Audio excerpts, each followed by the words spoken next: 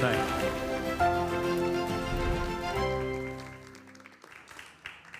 Ouvimos este som, vemos estas imagens e associamos imediatamente ao Luís Henrique. Olá, querido amigo, como Ora, muito estás? bom dia, Bom dia, muito bom Luís, dia. como estás? Tudo bem? Bem? Está tudo bem, tudo ótimo. Vamos falar daquilo que tu mais gostas, que é da natureza. Da natureza. E de pássaros, E mais não é? duas aves. E das aves em concreto. Sim, sim, sim. Há uma terceira que depois é uma surpresa. Eu lá gosto para do É teu mesmo preciosismo. a tua espécie, são as aves, são as que tu... as preferidas? Sim, sim. Sobretudo as Mais do rapinas. que as Gosto muito outras das rapinas. A águia real, as rapinas noturnas também são muito São interessantes. majestosas, não são? São difíceis de observar, enfim, as noturnas, mas as diurnas ainda se vêem com alguma Que é frequência. o caso felizmente. dos tentilhões. Então. Não são rapinas, não são rapinas. Mas são aves tidas Olha, como normais. São da família dos nossos conhecidos canários, mas não são nada marlinhos, nem laranjinhos, não tem Então? nada a ver. Pois são selvagens, são diferentes. São aves muito bonitas, que têm particularidades muito interessantes.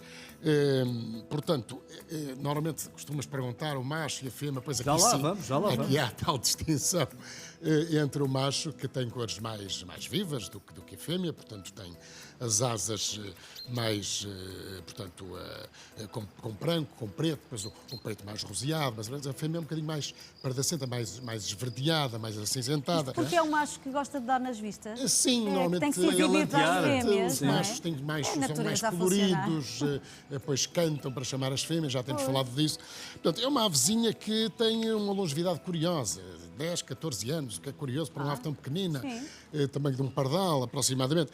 Mas hoje também vamos aqui à questão dos ninhos. Ora, nós temos vindo a falar dos ninhos e, portanto, muito cuidado quando falamos nos ninhos e quando nos referimos também à captação de imagem em relação aos ninhos. Isto é, portanto, temos aqui uma sequência de alguns dias de gravação, feitos pelo Marcos Prata, do Ninho do Tentilhão, com uma câmara, portanto, colocada no local, sempre aproveitando a ausência do progenitor, camuflada, e depois deixa-se a gravar. Deixa-se a gravar e, portanto, as coisas vão acontecendo. Ora, aí estão, Ora, então, o Ninho eles do nascem um Tentilhão. bocadinho despenteados. Nascem um bocadinho deschateados. Aquela penugem. É uma penugenzinha, não é? não é? Penugenzinha. Pois que eu não tenho, infelizmente. Olha, dava jeito aqui, mas tem uma penugenzinha, não é verdade? Que depois, enfim, cai e as penas nascem. Portanto, os pais, depois naturalmente, aqui só vimos a fêmea, curiosamente nesta investida, freneticamente sempre à procura de dar de comer aos filhos, e já falamos também em edições anteriores da rubrica, olha, o milhafre, potencial predador. Temos aqui, portanto, numa fase mais avançada, já isto foi filmado ao longo de Já cresceram alguns um dias, bocadinho portanto, são 15 dias, portanto, para nascerem, e depois da postura, e outros 15 dias para abandonarem o ninho. Quantos ovos em média, 4 aproximadamente? a 5 ovos. Aqui só nos deu para ver 1 ou 2, mas estão 4 crias no ninho, é bom sinal, vingaram 4, não é? Agora, não sabemos se depois, no estado selvagem, e posteriormente a esta fase, elas conseguiram vingar. E até se não serviram de alimento a alguma rapina. Não se sabe, não é? Pois eles comem lagartas, comem sementes, larvas, as crias aqui lutam por o alimento. Esta fase é uma fase muito interessante e muito importante porque é uma fase que pode determinar efetivamente a sobrevivência, já que o dissemos, creio que na semana passada, não é? As crias mais ousadas, mais atrevidas, não é? Conseguem efetivamente, enfim, o alimento que as outras não conseguem. Disputam também, mas não conseguem. Não é? conseguem. Portanto, temos aqui uma fêmea, não é? Não vimos o macho chocar os ovos nem a tratar das crias, portanto calculamos que a fêmea é que trata, Tem o trabalho todo, não é? desse trabalho, não é? Portanto, depois... O que é que diferencia o tentilhão comum do do açoriano? tentilhão dos Açores. Ora bem, então vamos ao segundo clipe. E, portanto, vamos lá ver. As ilhas, como bem saberão, sempre fascinaram os naturalistas, as pessoas que gostam destas coisas. E porquê? Porque aparecem lá animais que, enfim, se vão modificando ao longo dos milhões de anos, ou no bico, porque naquela ilha em concreto existe, enfim, uma semente com aquela particularidade. Portanto, para não falar de Charles Darwin, que notou isso no bico do tentilhão, mas pronto, isso se daria uma conversa para 3 manhãs. Mas pronto, cá está ele. Este é um macho, o bico em forma de cone, é uma ave muito bonita, tem um treinado muito bonito. Ora, cá está ele. Portanto, aqui esta parte aqui do pescocinho, aqui meio Vibra, roseada. vibra. Parece um colar, não é? É um colar. a paisagem é linda. Mas, portanto, até 2023 julgou-se que esta era uma subespécie do tentilhão comum, do nosso tentilhão comum continental. Pois, através dos estudos genéticos, que agora são muito importantes... Sim, são mais apurados, não é?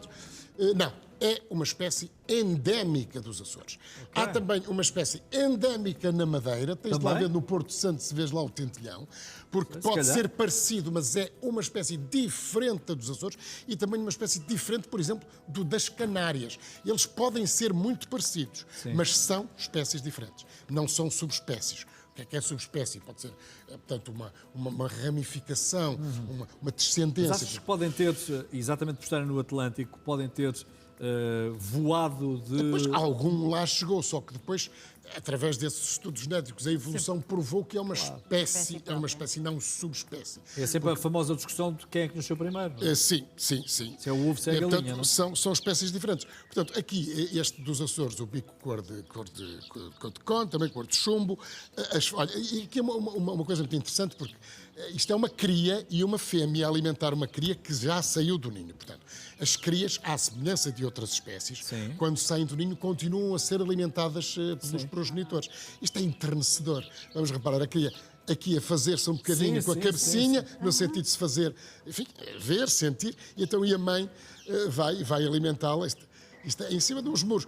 Estes são amigos das vacas, curiosamente. Porque as catam? Não, Então? curiosamente poderia acontecer isso ou não. Eles alimentar daqueles insetos. Vão onde as vacas pisam um esterco à procura, portanto, de alguns insetos, de algumas sementes. Portanto, remexem, no fundo, também o chão, andam sempre perto das zonas onde as vacas... Cá está, por exemplo, temos uma fêmea aqui. Ora, isto a remexer o esterco, porque há sempre uns bichinhos que eles gostam realmente de...